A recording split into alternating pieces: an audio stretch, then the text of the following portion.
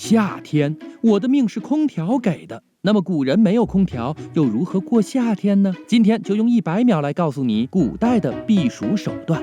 程程，早在春秋末期就出现了冰镇饮料，古人冬天就从河里挖出冰块，放进冰窖储存，到了夏天就可以把冰放进各种鲜榨果汁里，做成一道冰饮。这就跟现在的冷饮差不多了。但是这种冷饮只能用一时爽一时，并不能解决长期的炎热呀。